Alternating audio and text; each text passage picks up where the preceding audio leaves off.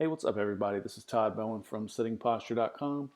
Welcome to today's video. What is a repetitive strain injury? So thanks for joining me. I value your time. I promise I will make it as worthwhile as possible. Computer posture can be a very boring and painful topic. I try to create open-minded content that is interesting, easy to understand, easy to implement, and a valuable use of our time. Quick note, the info in this presentation is not medical advice. It's based off my experience and my opinions. I talk about good habits that have helped me live a higher quality, sedentary lifestyle. Do your research, make good decisions, and be the best possible advocate you can be for your own healthcare. A little bit about me before we get started. My name is Todd Bowen. I've got a degree in information technology, computers, so I've taken classes such as workplace ergonomics, user experience, stuff like that.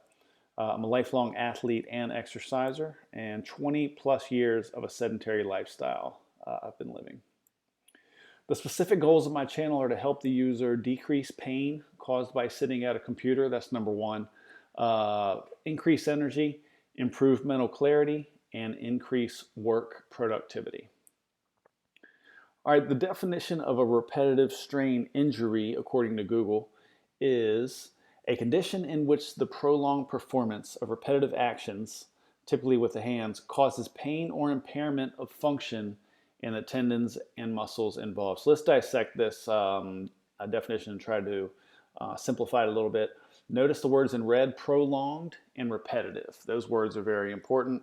Tendons and muscles are the other two words. So those are the four main words in this long technical medical definition. Not sure why they put typically with the hands. I mean, repetitive strain injury can happen anywhere in a muscle, tendon, soft tissue. And I also think ligaments and myofascial tissue, like I said, should also fall into that category. So I added this also ligaments, myofascial tissue. So let's try to look at some of my worst repetitive strain injuries that were caused by sitting at a computer desk. This is from my point of view. This doesn't happen to everyone. Carpal tunnel syndrome. Everybody's familiar with that. It's something that happens in the wrist. People think it's from typing, but when it happened to me, it was from using a bulky mouse like this and a bulky keyboard. See how his wrist is cocked back? It's engaged to lift his hand onto that mouse. That is what caused the carpal tunnel syndrome for me. As soon as I switched to a lower mouse and a flatter keyboard that I didn't have to activate my wrists to put my fingers onto, my carpal tunnel went away in a couple of days. It was pretty eye-opening. Here's another one. She is using a laptop, which is understandable. You know, sometimes we're traveling or we're working somewhere else. We have to use a laptop. But if she's working in this position for 40 hours a week, it's definitely going to catch up to her. She's got her wrists engaged there to lift her hands onto the laptop, and that one is also engaged. So that's a repetitive strain injury that I had. It was pretty easy for me to fix, but once you understand it, it's hard to understand. So I'm trying to simplify this as much as possible. Again, an old school bulky keyboard that's high off the table, wrists engaged. You want to see that wrist more relaxed, and you see the forearm here. You want to see that hand go straight down over there. Next up, keyboard shoulder. This isn't a medical term or anything. This is just something that I called it, something that I came up with. So typically, when we reach forward, you can see this guy reach forward here to use the mouse and the keyboard. Typically, we internally rotate our shoulders to do that. Internally rotating shoulders isn't a terrible thing. We do it when we're throwing a ball or when we're pushing the door open and stuff like that. But when it's done over a long period of time, it creates a repetitive strain injury. And this one was a really bad one for me. I had both shoulders were keyboard shoulders. And it took a long, long time and a lot of work to open them up. Open them up externally. But the first step is to realize that internal shoulder rotation is a big issue. And you can see here, we won't get into this just yet. I think this is on the next slide, but you can see the inflammation here in the back. As soon as he internally rotates his shoulders to grab that keyboard and mouse, we naturally tend to slouch that spine forward, which is called kyphosis. But basically, it's just it causes a lot of inflammation, all kinds of issues in the spine and the upper back and the neck. So here we go. Spinal disc degeneration is the next one that I briefly just mentioned. I had stage 1 of this. I found out, ironically, because I had gotten into a car accident. I got bumped into from behind pretty hard. So I went and got x-rays, went through the whole process with the chiropractor and stuff like that. And they told me that I had spinal disc degeneration, but it wasn't from the car accident, because that's not something that happens in a traumatic blow like that. That's something that happens over time due to repetitive strain in a poor position. So let's take a quick look at this diagram. This is a normal disc right here. You can see how it's the same height here as it is over here. So this is what I had, was like stage 1 of the degenerative disc. What happens is when you slouch forward, so this spine would be facing the computer, would be over here. You slouch forward, what it does, it crushes this side of the disc and it overextends this side of the disc. So this one's extending, maybe even tearing and deteriorating. This one's deteriorating because it's getting crushed. So when we don't sit with a balanced, neutral spine, that's what happens, disc degeneration in our spine and in our neck. So you can see here, it's just a quick little simple diagram of the slouch over here. Also lost the lumbar curve here, so that's a double issue there. He's slouching forward, which is the kyphosis, and then he's lost the lumbar curve down here. You can see just that slight curve where it swings back towards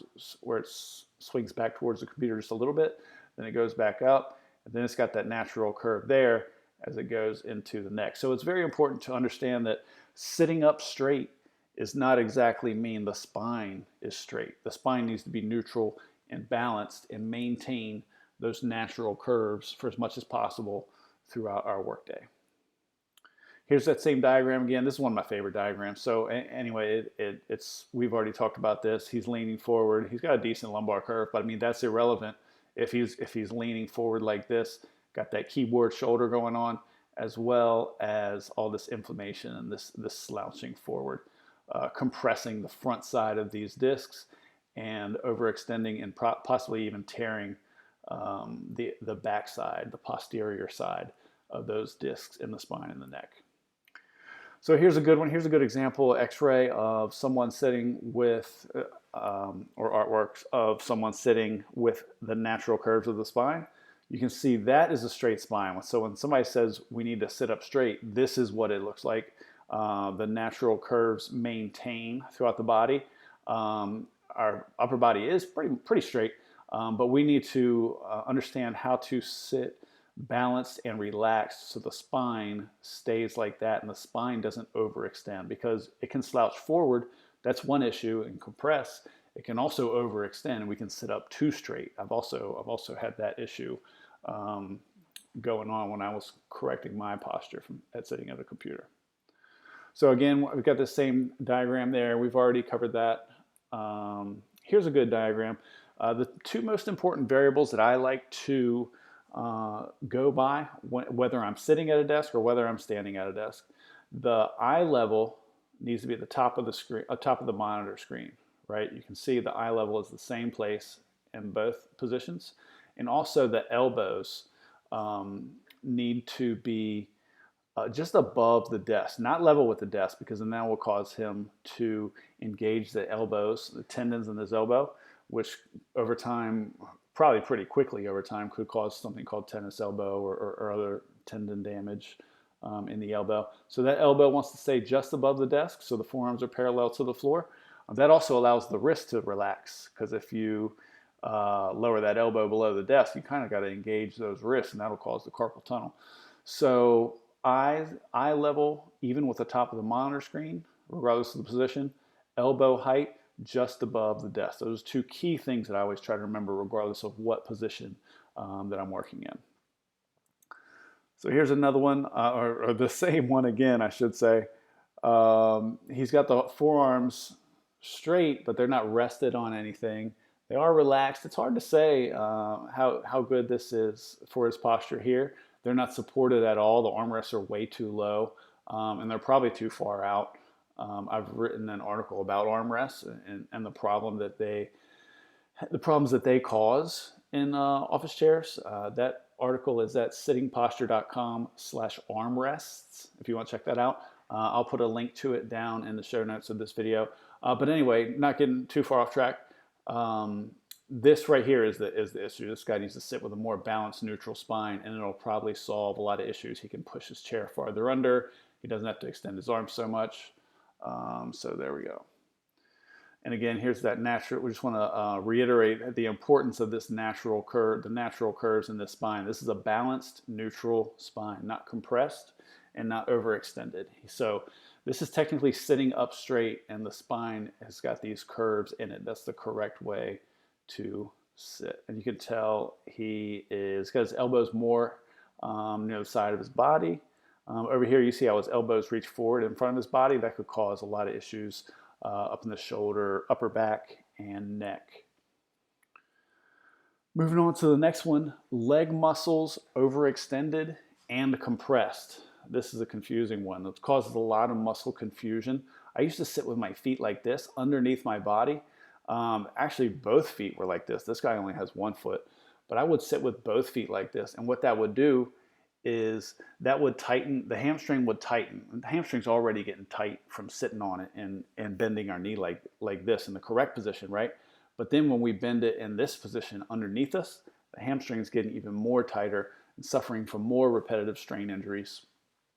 Not to mention, you can see the ankle mobility. This is a position that people squat heavy weight in all the time and play sports. They get in this position all the time, but they don't stay in that position. When we stay in that position 40 hours a week, that's when it causes these issues, because the tendons, they stretch on one end, they compress on the other side. So in this case, the back posterior part of the leg, the calf muscle, there's a big thick muscle down here below the calf muscle called the soleus that I've had a lot of issues with in the past. The Achilles tendon down here, all these tend to stretch and lengthen and get weaker. But the muscles on the front of the shin, there's a muscle called the tibialis, which runs from, I believe it's the outside of the calf down to the inside of the foot. That shortens, becomes overactivated, so less activation when you're playing sports or running or stuff like that. And also the front of the ankle and foot muscles become super confused from a position like this too. So we want to try to keep our feet flat on the floor, like this image right here. You can tell the hamstring is a lot less contracted here because he's not contracting it to pull his feet underneath his body. One of the worst repetitive strain injuries that I've ever had caused by sitting at a computer desk, ulnar nerve entrapment. So this is similar to carpal tunnel syndrome in the wrist, but we're talking about the elbow here. So over here you can see she's got the flat wrist, she's got the 90-degree elbow. This is an angle, the elbow is lower than the table. Remember I told you about the height of the eye level hitting the top of the monitor screen, as well as the elbow height being just over the desk. You can see your elbow height here is just over the desk, which is correct. The elbow height being below the desk here, this is what caused ulnar nerve entrapment in me, similar to carpal tunnel syndrome, except it happens in the elbows. And it's a stubborn, chronic thing to try to fix, but it's important to try to get ahead of it, because it's one of those things down the road, if you're a lot older, it's really can't be fixed. You can just be dealt with. But if you catch it early on and you increase your body awareness, that's something that can be definitely improved on. I've improved mine. So just to go over these again real quick, some of my worst repetitive strain injuries caused by sitting at a computer desk: carpal tunnel syndrome, keyboard shoulder, spinal disc degeneration, stage 1, leg muscles overextended and compressed, just ton of confusion throughout the leg, posterior side and the anterior side, and also ulnar nerve entrapment in the elbow. So habits that I've adopted to heal repetitive strain injuries, just to name a few: hydrate with quality water. I used to drink a lot of purified water, and I thought it was good. I also used to drink a lot of tap water. I thought that was good. Tap water is very clean when it comes to bacteria in most cities and municipalities. However, it's also got chemicals in there to kill. It takes chemicals to kill that bacteria, and those don't always get filtered out. Also, purified water doesn't contain the minerals that a good quality water would contain. I add electrolytes to my water. First thing in the morning, I drink water with electrolytes. LMNT is the electrolyte brand that I use the most. This is not paid promotion or anything. I'm not compensated by them in any way. I'm simply a paying customer who enjoys their product, so I want to mention them. Magnesium, there's also some magnesium in LMNT. There's also sodium in LMNT, which is a hot topic in the fitness world about how we've been devoid of salt and sodium. And there's an issue with how much salt and sodium we can retain. I'm not an expert on that, but I've been using LMNT for a while, and it has helped me out tremendously. I will use it in the morning as soon as I wake up, during and after working out, and then sometimes even before bed. I'll take not right before bed, but in the early evening, I will drink a glass of water with electrolytes. And one other thing I've done is corrected posture mistakes. I created a posture checklist with all the mistakes that I corrected. You can get that for free at sittingposture.com/checklist. I'll also put that in the show notes to this video. Some more habits I've adopted to heal repetitive strain injuries. Use a flat keyboard, like I said. Here's a picture of one.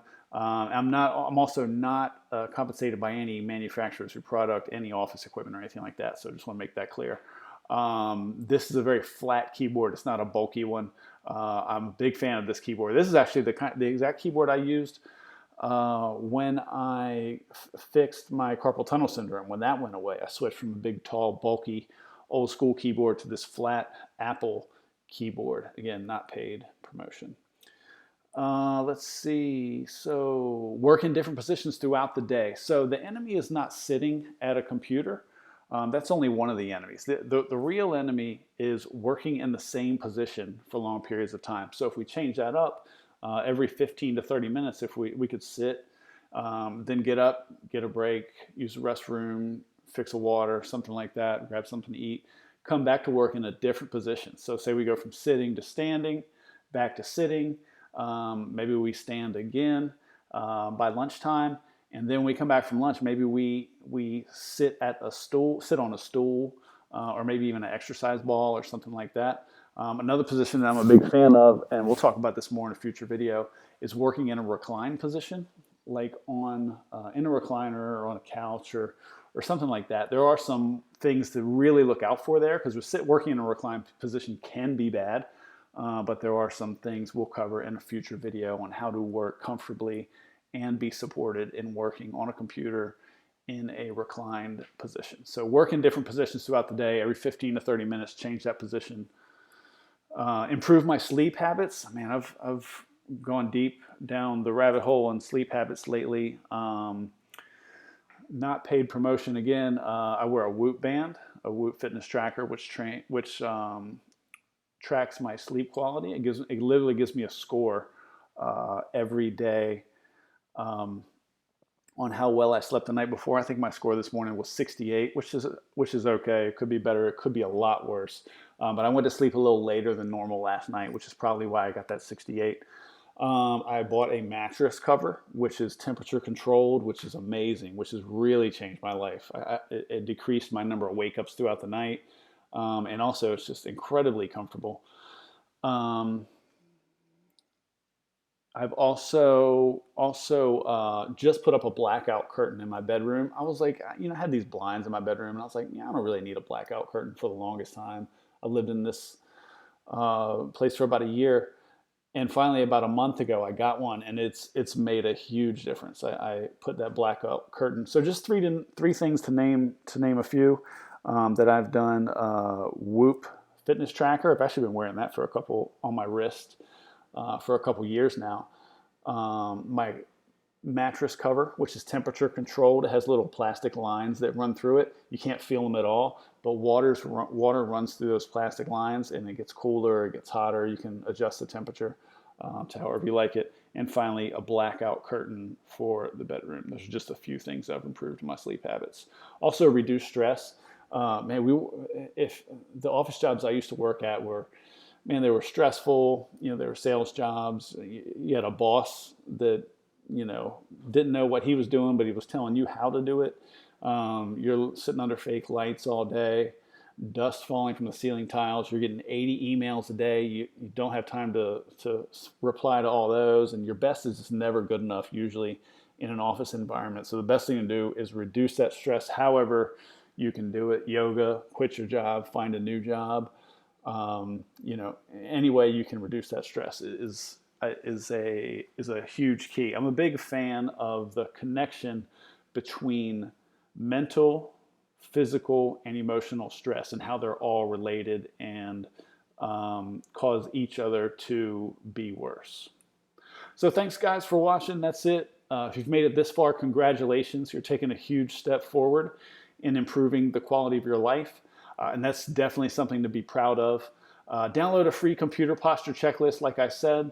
You can get that for free if you want at sittingposture.com/checklist. And finally, last but not least, my YouTube channel is new, so I'm trying to get that out to as many people as possible. If you enjoyed this video, please subscribe to my YouTube channel and also like the video. Help out that algorithm for me. Anybody who views the video and even likes the video, it gets the video in front of more people, and that helps me, gives me the ability to create more content over the future. And I really appreciate you guys for that. YouTube.com/@sittingposture. Don't forget the @ there if you want to look for it in your web browser. And that's it, guys. Thanks for listening, and I appreciate you guys. See you on the next video.